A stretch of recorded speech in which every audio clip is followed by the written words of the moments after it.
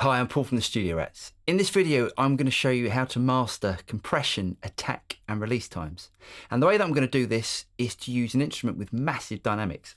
And you don't get more massive dynamics than a tambourine as you get the quiet shakes and the loud hits. Now, once you've mastered your attack and release times by using something with massive dynamics like a tambourine, you can then move that across and use the same principles for all instruments: vocals, drums, bass, guitar, etc. So let's get to it.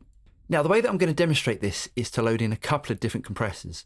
The first compressor I'm going to load in is an 1176 style compressor. Now, this one here is from Universal Audio, but most of us have got an 1176 style compressor that comes with our DAW. Okay, let's bypass the compressor first of all, so we can hear how the tambourine sounds without any compression at all. Here we go.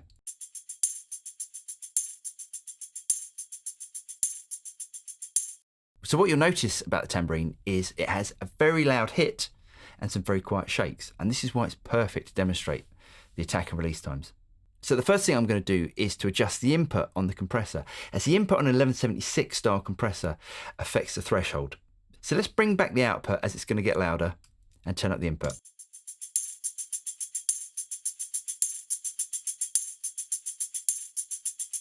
And let's check we've got about the same level.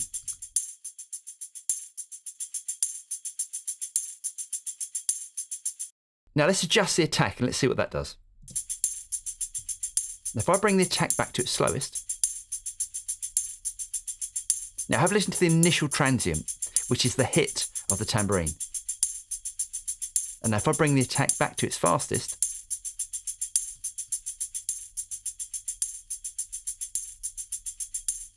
you can hear how we're losing the impact of that initial transient. So what the attack is doing is affecting how fast the compressor is reacting to the input. So let's turn the attack down to about halfway. Now we can still hear the original transient, but it's still compressing.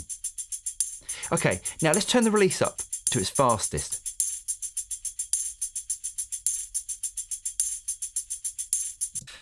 So with the release at its fastest, the loud hit is getting lowered in volume by the compressor. But as the quieter shakes are under the threshold, it feels like the quieter shakes are being brought up in level to match the level of the loud hits. So overall, a much more even performance. Right, now let's see what happens if I turn the release to its slowest position.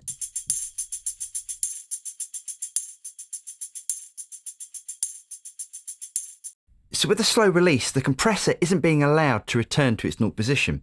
So we're getting the feeling that the loud hits are being elongated and the shakes are gradually getting louder as the compressor returns to its naught position. Right, let's bring back the release again to its fastest position.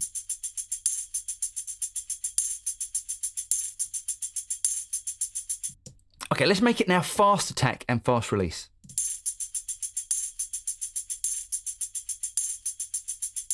So now we've got a very controlled, even performance, but it sounds unnatural.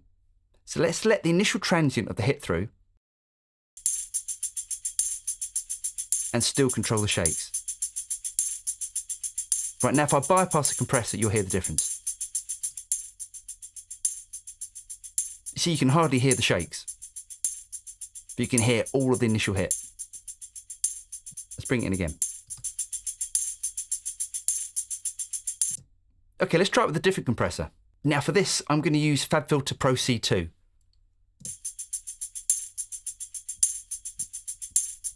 Right, let's bring back the threshold a bit. Now, one of the great things about the FabFilter Pro C2 is it has a visual element to the plugin as well. Let's have a look. So we can see the hits and down here the shakes. Right, let's bring up the attack. So we're going to let the initial transient through. And let's bring back the release.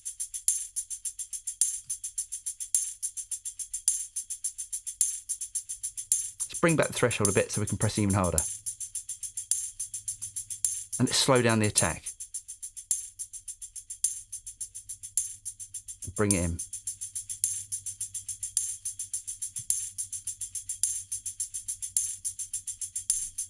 So let's go over what we've just learnt here. So fast release and slow attack brings up the quieter shakes and brings down the loud hits. Fast release and fast attack just squashes all of the transients. Now slow release and fast attack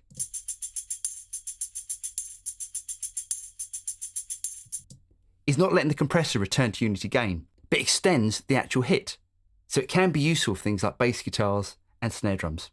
Now, once you understand all of these principles, you can apply this to any other instrument you want: vocals, bass, guitar, drums, etc. I'm Paul from the Studio Rats. I hope you got something out of that. Don't forget to like and subscribe and push the bell button, and we'll see you next time. Cheers.